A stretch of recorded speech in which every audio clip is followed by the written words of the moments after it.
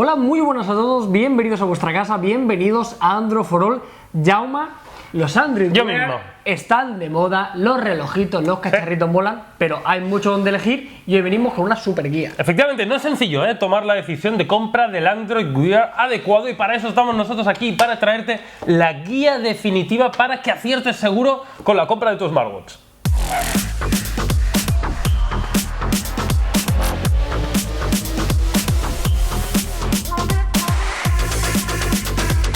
Vamos allá, pero antes de meternos de lleno en los aspectos que vamos a intentar averiguar cuál es el Android Wear más afín a tus necesidades, vamos a explicar por qué hacemos este vídeo ahora precisamente. Claro. Es curioso un poco y hemos seleccionado que la llegada del Apple Watch, pese a ser competencia, pese a no llevar Android Wear, viene a cerrar un poquito la primera jornada de dispositivos smartwatch y creo que era el momento adecuado para analizar un poco el mercado. Efectivamente, cerramos un ciclo que empezó hace tiempo ya con la salida del LG G Watch, del GR Live de Samsung también en sus inicios, y bueno, en todo este tiempo hemos visto pues la evolución de los diferentes dispositivos. Hemos visto cosas curiosas como que firmas como LG han sacado hasta 3 dispositivos con Android Wear, mientras que otro, evidentemente, pues lo han hecho en menor cantidad. Pero bueno, creo que nos queda un ecosistema relativamente enriquecido y hoy, Carlos, vamos a declarar. Venga, y vamos a empezar por quizá uno de los aspectos más importantes con diferentes apartados, como es el del diseño. Claro. Ya lo hemos dicho en la mayoría de reviews que posiblemente el factor del diseño, el factor estético puede ser uno de los más importantes. Y vamos a empezar por quizá lo más básico: circular o cuadrado. Efectivamente, un smartphone va al bolsillo, Carlos, pero un Android Wear va en tu muñeca. Y los que tenéis swag como nosotros, pues os gustará ir con algo que mole bastante. Y lo que dices, hay algunos dispositivos cuadrados y otros redondos. Concretamente, en circular, Carlos, tenemos el Motorola 360, tenemos el G-Watch R, el Urbane, también del LG, y también el recientemente presentado Huawei Watch. Sí, pero hemos de decir, y esto es un poco personal, que el acabado circular dota quizá de un diseño un poco más elegante. ¿Tiene más swag o no? No sé si tiene más swag, pero sí que puedo entender que es un poquito más tradicional, se parece más a un reloj de toda la vida. Si quieres cuadrado, lógicamente también tienes diferentes opciones, algunos de ellos verdaderamente atractivos, como por ejemplo el Asus ZenWatch, tenemos el Sony Smartwatch 3 con un corte quizá algo más deportivo, tenemos el GR Live, que no es un cuadrado, es casi un rectángulo, pero también es un diseño bastante atrevido, y tenemos el G-Watch, uno de los pioneros. Efectivamente, ahí ya cada uno pues prefiere más unas formas u otras. Nosotros en general nos decantamos un poquito más por relojes circulares, nos parecen un poquito más atractivos. Y ahora continuamos con otro aspecto también muy relevante, como es los materiales de construcción, de qué está construido el dispositivo, y aquí tenemos menos diferencias. La gran mayoría de ellos están construidos en acero inoxidable, excepto algunas pequeñas excepciones. Como las ollas. Como sí, también el tiempo. Tenemos 3 que tienen bastante personalidad, como el Samsung GR Live, fabricado en aluminio, el LG G-Watch, fabricado en plástico, también es uno de los más económicos, y luego tenemos el caso curioso del Sony Smartwatch 3, es de acero inoxidable, pero cuando lo metemos en su correa también nos da la sensación como si estuviera fabricado en plástico. Efectivamente, está recubierto de plástico. En la versión de plástico, recordad que tiene otra correa terminada en metal. Tiene 2 acabados esta versión del terminal de Sony. Y pasamos ya con uno de los últimos apartados a la hora del diseño, y que es muy importante, como son las correas. Hemos hablado del cuerpo, Carlos, ahora vamos a hablar de la correa, y yo creo que uno de los elementos más importantes a tener en cuenta, sobre todo de cara a futuro, es que sean correas estándar, y el estándar de 22 milímetros está bastante implantado. Prácticamente en todos los dispositivos podremos cambiar la correa, la clásica correa de 22 milímetros, excepto aquí también algunas excepciones puntuales. Ay, amigos, siempre hay excepciones, pero para mí esto es un factor diferencial, Jaume. A mí me gusta mucho comprarme una metálica, una marrón, una un poquito más clara, porque me gusta mucho jugar según cómo vaya vestido, y creo que es un factor importante, como siempre, la personalización al fin y al cabo. Como dice Jaume, hay 2 terminales que tienen también mucha personalidad y no quieren estos protocolos de correa. GR Live de Samsung, no vamos a poder cambiarla. Y luego tenemos otra vez el caso del Sony Smartwatch 3, ya lo hemos dicho, se puede cambiar. No vais a poder utilizar correas estándar, pero Sony sí que nos brinda la posibilidad de poder comprar algunas metálicas, algunos con colores muy deportivos y bastante llamativos. Ay, amigo, y pasamos ya con el último punto, que tiene que ver con la protección IP. Evidentemente, estos dispositivos se pueden mojar, faltaría más, si no tendremos un problema. Aquí todos están protegidos, y la gran mayoría de ellos lo están con el protocolo IP67. No obstante, Carlos, también aquí tenemos 2 excepciones, una para bien y otra para mal. Sí, tenemos el Asus ZenWatch, que únicamente tiene protocolo 55, y luego tenemos un poquito más, el Sony Smartwatch 3 con 68. Bueno, visto ya el aspecto exterior del dispositivo, vamos a adentrarnos en las entrañas de los diferentes smartwatch que tenemos en la actualidad. Y aquí, Carlos, yo creo que hay un denominador común, que es que estamos delante de un hardware prácticamente calcado en todos. Sí, la verdad que siempre que analizamos prácticamente todos los Android Wear llegamos a la misma reflexión. El apartado del rendimiento no es un factor diferencial, todos funcionan prácticamente igual gracias a que casi todo lleva lo mismo. Procesador Snapdragon 400, 512 MB de RAM, 4 GB de almacenamiento. Eso sí, nos encontramos el caso del Motorola Moto 360, el cual levantó bastante revuelo en su lanzamiento, ya que utilizaba un procesador bastante antiguo, concretamente un OMAP a 1 GHz, únicamente un single core. Exacto, es la única diferencia. Todos los demás usan Snapdragon 400, todos usan 512 MB de RAM, todos tienen 4 GB de almacenamiento, pero el Motorola tiene un procesador distinto. ¿Cómo se traduce esto al rendimiento? Pues en nada, la verdad es que a día de hoy, tal como está estructurado Android Wear con las aplicaciones y funcionalidades que tenemos, no hay diferencia alguna entre un Snapdragon 400 y este procesador. En un futuro, en un medio plazo, en diferentes actualizaciones de Android Wear, hombre, no somos adivinos, no lo sabemos, pero sí que está claro que el Snapdragon 400 es algo mejor procesador. Sigamos con más detalles en el apartado del hardware. Todos incorporan diferentes sensores para poder medir el sueño y actividad nuestra, y lógicamente también tiene Bluetooth. Pero vamos a llegar a una de las conectividades inalámbricas más importantes y que han cobrado una mayor importancia en los últimos días, como es la conexión Wi-Fi. Puede que no lo sepas, pero Android Wear en sucesivas semanas o meses va a lanzar una actualización bastante importante que tiene como protagonista el Wi-Fi. No vamos a necesitar nuestro smartphone, sino que nos conectaremos en la Wi-Fi y seguiremos recibiendo las notificaciones. Pero ojo, porque hay algunos que no van a poder disfrutar de esto. Exacto, es muy importante esto, ¿eh? Sí que es verdad que yo no era un elemento, Carlos, que tenía mucha consideración, ya que, bueno, prácticamente todo lo hacía como espejo del smartphone, pero parece que en futuras actualizaciones tendrá más relevancia. ¿Qué dispositivos podrán utilizar la conectividad Wi-Fi? Pues el Motorola 360, también el Urbane de LG, el Huawei Watch y el Smartwatch 3 de Sony. Estos son los únicos de los 8 que tenemos hoy encima de la mesa que tienen Wi-Fi. Los demás lo pierden, Carlos. Sí, lo pierden, y bueno, pues lógicamente son el G-Watch de LG, el GR Live, los dos de primera generación, y nos encontramos con dos casos bastante curiosos. Dos terminales bastante novedosos y que a mí personalmente me gustan, no lo van a perder, como es el ZenWatch de Asus y la versión R de LG. Y otro tema también, Carlos, que comparten la mayoría de dispositivos, pero alguno no, es el pulsómetro. Como sabéis, nuestro smartwatch nos puede hacer la función de medir algunas constantes vitales, como es el ritmo cardíaco. Muy bien. Y aquí todos los dispositivos lo hacen, menos el Sony Smartwatch 3 y el LG G-Watch, el original, que tampoco lo tiene. Bueno, siempre lo decimos, esto quizá no es excesivamente importante, eso es una decisión tuya, tú sabrás si eres muy de medirte la frecuencia, porque eres un tío que tienes algunos problemas de salud, o simplemente quieres saber qué tal está tu corazón.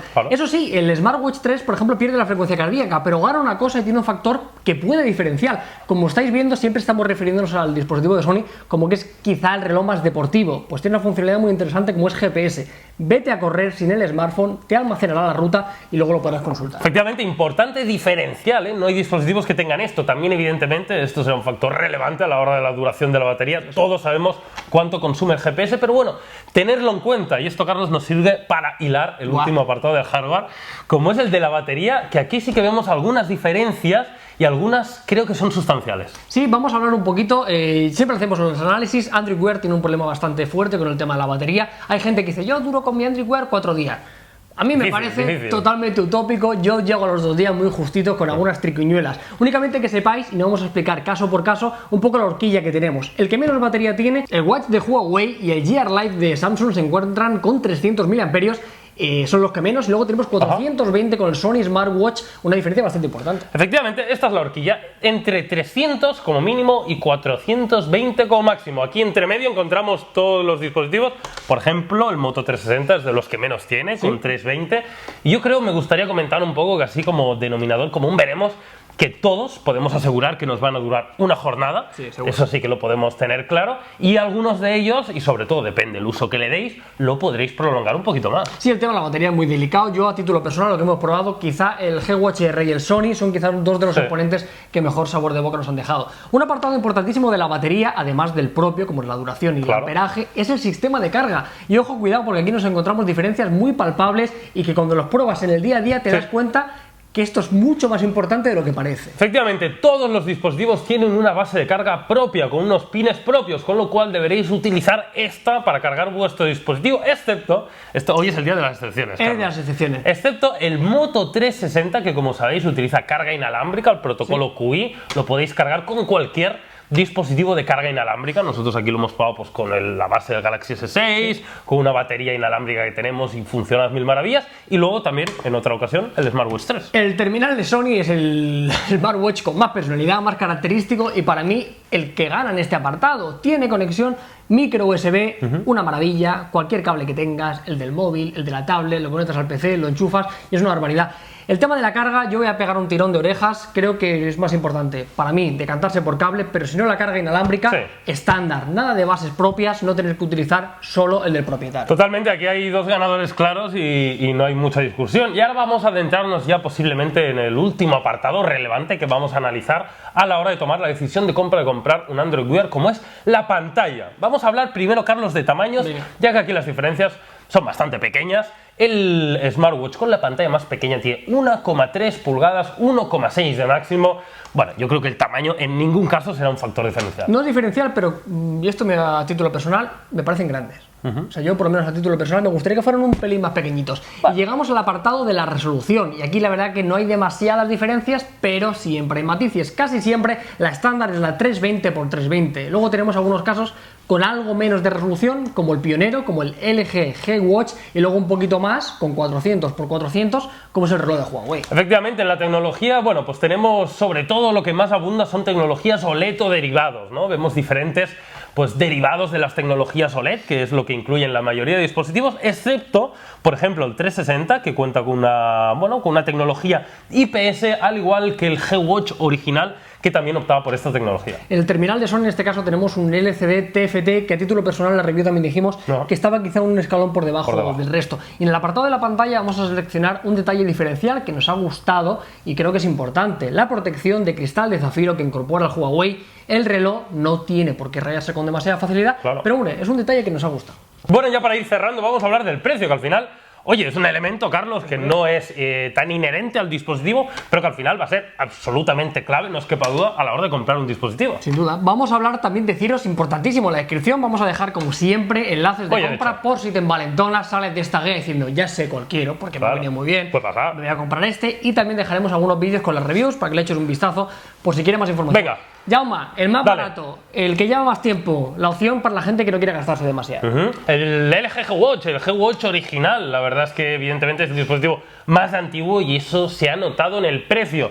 El precio oficial ronda los 129 euros, pero lo hemos buscado por Amazon y lo podemos encontrar por algo menos, con lo cual creo que es un dispositivo, Carlos, que si no quieres gastarte mucho, está bien. Sí, es una alternativa para la gente. Mira, como única pega quiero que sepáis del G-Watch, ya lo dijimos en la review, no tiene botón de encendido. Ya es un poco feo. Y para encenderlo tienes que ponerlo a la base de carga. Siempre cuando me preguntan suelo decirlo porque creo que es importante. Vamos con el siguiente, como es el Samsung Gear Live. Y aquí nos encontramos con una característica bastante curiosa.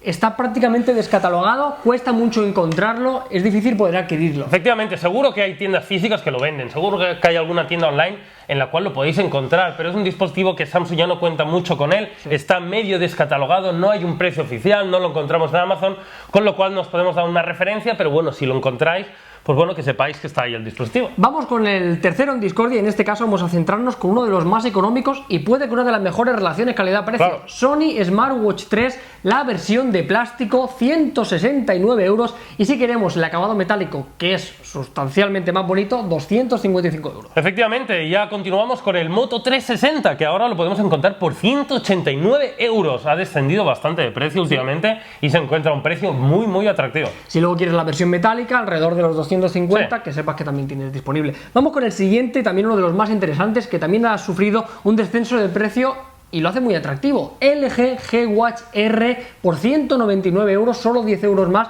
del Moto 360, ojo que me parece un buen precio. Exacto, ya para ir terminando, que sepáis que el ZenWatch a día de hoy se encuentra alrededor de 267 euros, el dispositivo de Asus, y el Urbane, Carlos, uno de los más caros. Sí, 349 euros, ya lo dijimos en las noticias, acaba de llegar al Google Play Store, ya lo tenemos, 349, uno de los más bonitos, uno de los con los acabados quizá algo más premium y más novedoso, tendremos que pagarlo. Efectivamente, y el último de ellos, el Huawei Watch, pues todavía no tiene precio oficial, todavía no se está distribuyendo, con lo cual no podemos hablar. Se rumorea que estará por encima de los 300 euros, pero todavía como no hay nada oficial, pues evidentemente no os podemos decir nada. Así que bueno, este es el apartado de... A mojarse. Ya hemos hablado prácticamente de todos en profundidad y al final siempre que hablamos de Android Wear llegamos un poco a las mismas conclusiones.